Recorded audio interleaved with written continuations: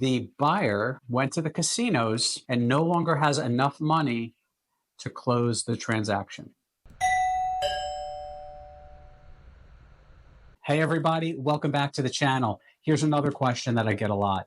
We waived contingencies in our purchase. Now what?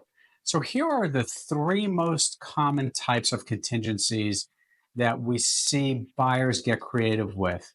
We have appraisal contingencies, home inspection, and then mortgage contingencies. And there's a little overlap between the mortgage and the appraisal contingency. So here's what sometimes happens.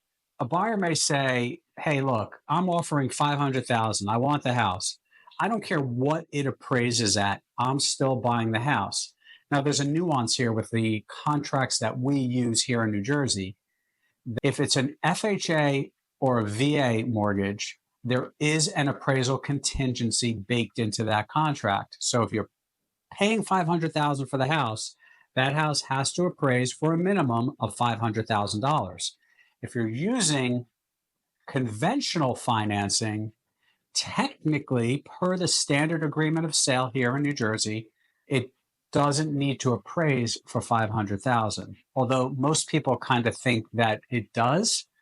However, let's think about this. Let's say this $500,000 house appraises for, we'll take an extreme example, $350,000. Now what? Well, as a buyer, if you've waived any type of appraisal contingency, you have to put down the regular down payment for the type of financing you're using. Let's say it's simple 10% down conventional financing. You have to put down your 10% and you have to make up the other $150,000 that we just talked about. That's the difference in our extreme example. So if you're going to waive an appraisal contingency, keep in mind, you could be on the hook for the difference there. And I've seen it happen, home inspection or inspections in general. Some buyers will waive home inspections or waive that contingency.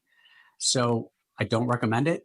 I think that it's always important to do your due diligence. However, you can get creative through the home inspection process.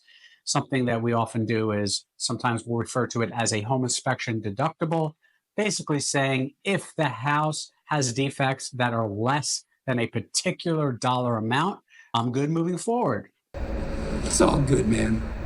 Some people pick $5,000. Some say $10,000. As long as all the defects are below that threshold, I'm good. I'm not going to ask the seller for any repairs in that scenario.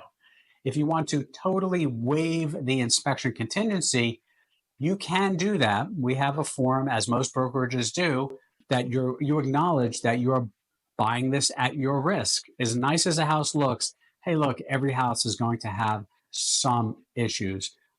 Typically, the newer the house, the less likely there'll be a concern. So we definitely don't recommend waiving the entire contingency. Here's an interesting one.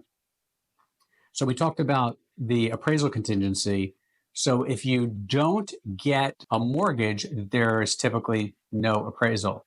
Get that? I kind of said it backwards. So if you're paying cash, there's no appraisal unless you ask to protect yourself by putting an appraisal contingency in, and that is an exceptional situation. So I had a situation a few years ago, cash buyer, that happens, right? They were buying the house. They went under contract. They showed proof of funds. And about 3 or 4 days before closing, I received a phone call from the buyer's attorney. I was helping the seller in this situation.